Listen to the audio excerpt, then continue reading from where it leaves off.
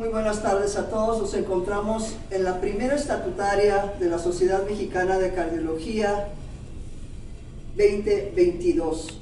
Y en esta mesa de highlights del día 1 de las sesiones, nos encontramos con el doctor José Luis Leiva. José Luis Leiva, que está en San Luis Potosí, en el Hospital General, y que realmente pues, ha sido presidente de SOLACI, de SOCIME, y tiene muchísimo conocimiento sobre muchos temas. Es un maestro que quisimos invitar para que tratara este tema de highlights junto con los expertos, el doctor Adolfo Chávez, que Mendoza, que se encuentra en el Centro Médico Nacional Siglo XXI y que es experto en insuficiencia cardíaca, jefa del Departamento de Insuficiencia Cardíaca del Siglo XXI, así como el doctor Manuel Odín de los Ríos, quien forma parte del Comité Académico de la Sociedad Mexicana de Cardiología y que estuvo coordinando esta mesa, que es sumamente importante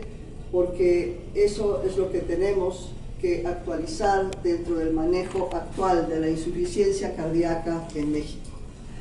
Muy buenas tardes a todos ustedes. Les agradecemos que vengan a hablarnos específicamente del tema del día de esta tarde y que nos den su aportación resumida, puntual sobre este tema de cómo crear esas clínicas de insuficiencia cardíaca. ¿De qué se trata todo esto? Pues muchas gracias por la introducción. Más bien, aquí lo que queremos destacar es el tema de la optimización terapéutica farmacológica y no farmacológica también de los pacientes con insuficiencia cardíaca.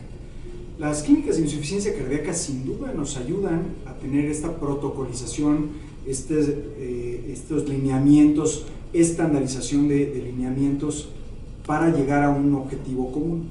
Sin embargo, es efectivamente necesario esto hacerlo evidente, que no solamente una clínica de insuficiencia cardíaca, sino que cualquier otra institución, cualquier otra persona interesada en tratar pacientes con insuficiencia cardíaca puede llegarlo a hacer a partir de un seguimiento cercano del paciente y, como en todo en medicina, tratar de buscar metas objetivo. Es decir, no solamente llegar a tener los 4 o 5 fármacos, 6 fármacos necesarios en alguna patología, sino llevarlos a la dosis necesaria para alcanzar los objetivos, para alcanzar lo que se demostró en los estudios pivotales donde se incluyeron estos fármacos o a partir de donde se incluyeron en las guías de tratamiento, por ejemplo, específicamente en insuficiencia cardíaca.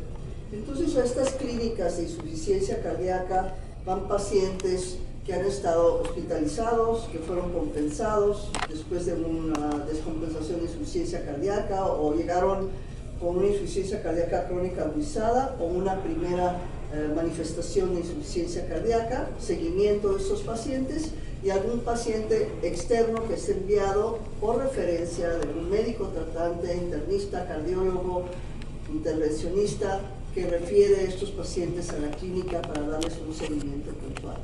Es correcto. La verdad es que la mayoría de los pacientes que actualmente tenemos son pacientes que ya pasaron por diferentes etapas de la medicina, incluyendo medicina familiar, medicina de primer contacto, después a lo mejor trasladados a un internista, a un cardiólogo en segundo nivel de atención, y actualmente nosotros estamos recibiendo pacientes que no lograron compensarse en estas primeras etapas de la evolución. Esto quiere decir que ya estamos encontrando a muchos de nuestros grupos de pacientes ya con dilataciones muy significativas, remodelados, con problema cardiovascular, muchas veces ya poco reversible, poco controlable.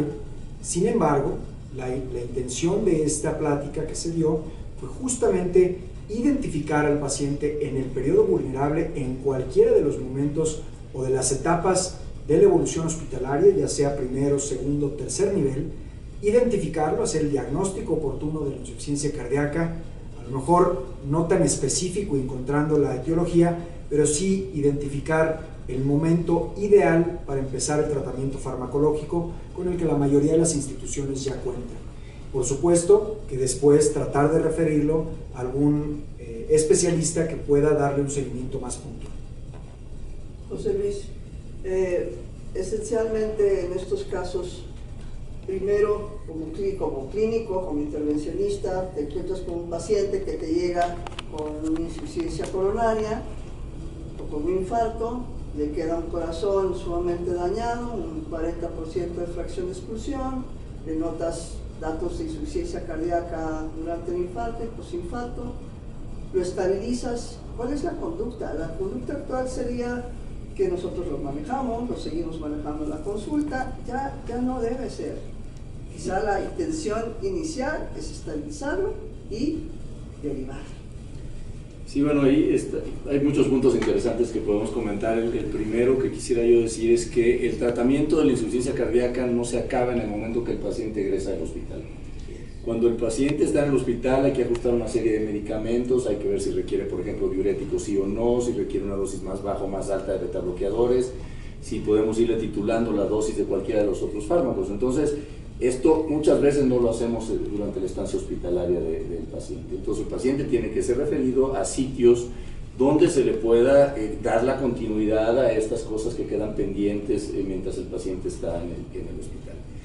Y la otra cosa que me parece importante y que se deriva de tu pregunta es que si la cardiología de alguna manera, dentro del mismo ser cardiólogo, hay también el cardiólogo que trata el paciente en estado crítico, el paciente que hace el procedimiento de intervencionismo coronario, que hay en la actualidad también especialistas en insuficiencia cardíaca, pero muchas veces estos pacientes tienen que llevar también a clínicas de cardiólogos que se van especializando en la vida de todos los días en el manejo de estos pacientes. Entonces ese es el mensaje más importante que me pareció de esta sesión, el saber que los pacientes deben de recibir oportunamente lo que llamamos la piedra angular del tratamiento para la insuficiencia cardíaca, y después hay que darle el seguimiento para ajustar las dosis de acuerdo a la evolución que vayan teniendo. De primera intención podrías decir que muchas veces podemos lograr nosotros estabilizar estos pacientes que van a responder bien al tratamiento, siempre y cuando estemos actualizados en cuáles son los pilares, los 4 fantásticos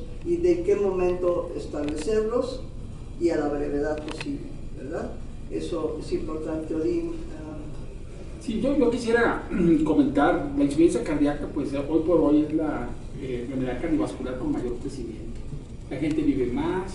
Desgraciadamente en nuestro país el manejo del infarto agudo no siempre es tan oportuno. Los pacientes que sobreviven y que quedan con difusión ventricular izquierda pues es alto, y esos pacientes pues van pagando la consecuencia y engrosan una lista de una gran cantidad de pacientes que no siempre es posible manejarlos en el contexto ideal de una clínica de insuficiencia cardíaca, que es multidisciplinaria, que tiene más recursos, que eventualmente pues puede hacer un estudio sobre problemas subyacentes que tengan que corregirse. Sin embargo, pues el uso óptimo por los cardiólogos en las clínicas, en los hospitales, de los fármacos que han demostrado ser efectivos para disminuir la progresión, para disminuir la rehospitalización, para disminuir la mortalidad.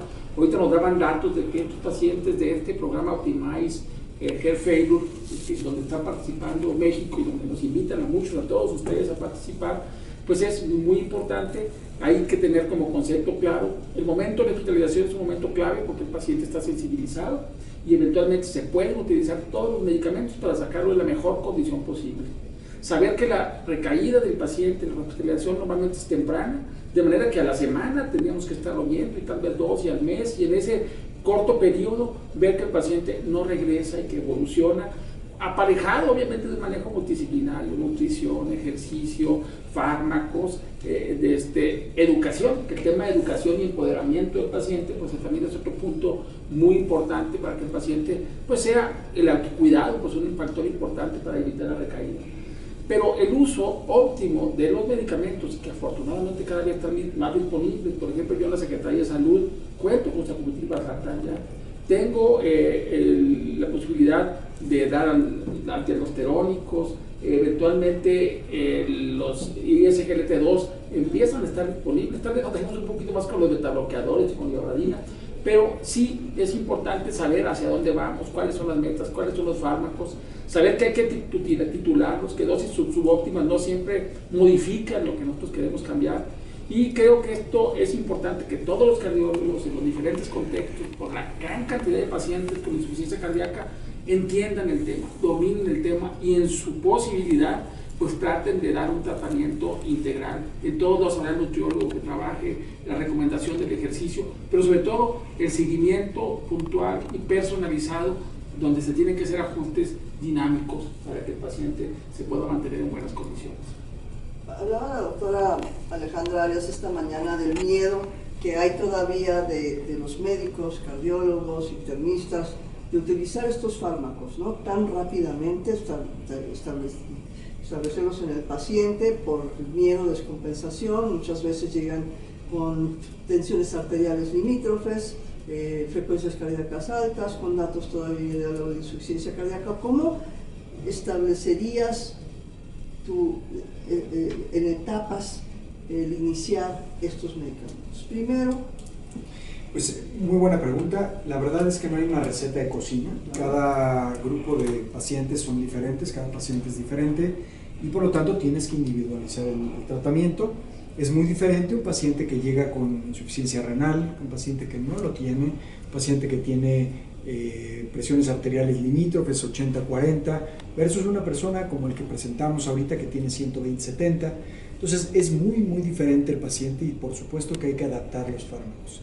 Sin duda el objetivo principal es alcanzar los 4 fármacos en algún momento de la evolución, sobre todo la evolución temprana, que ahorita ya se está hablando. Los medicamentos, claro, por favor. Tanto los ARNIs, ¿no? Que son ahorita el grupo terapéutico digamos, reciente que ha demostrado una gran diferencia en mortalidad, ARNIs o IECAS, los beta bloqueadores, los ISGLT2 y por supuesto los inhibidores de receptor de mineralocorticoide, y agregándole por supuesto las otras alternativas que podemos encontrar a los pacientes como hierro, como antiarrítmicos si fuera necesario, como anticoagulación, etc.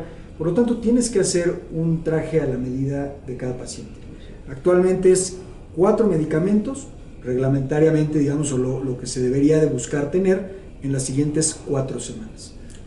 Fíjate, nos dice que yo por mi parte veo cómo la adopción de estos nuevos fármacos, los ARNI y los ISGLT2, ha sido mucho más rápida en el tratamiento actual de la insuficiencia cardíaca de lo que fue en su momento dejar atrás la digoxina, los diuréticos, o lo que fue en su momento adoptar los betabloqueadores o adoptar la espironolactona o la eplerenona. Es decir, toda esa evolución que tuvimos que transcurrir durante muchos años. Cuando yo era residente, los betabloqueadores estaban contraindicados en la insuficiencia cardíaca, y cómo dejar todos esos conceptos de entonces fue muy difícil, transcurrió mucho tiempo, comparado con la velocidad que en la actualidad estamos viviendo de cómo hemos adoptado los ISGLT2. Ahora ya no necesitas ser diabético para que tengas una indicación para recibirlos, y cómo estamos adoptando en la actualidad rápidamente la indicación de darle los ARNIs. Entonces, creo que estamos viviendo una época diferente en el tratamiento de la insuficiencia cardíaca hacia la adopción de los 4 pilares.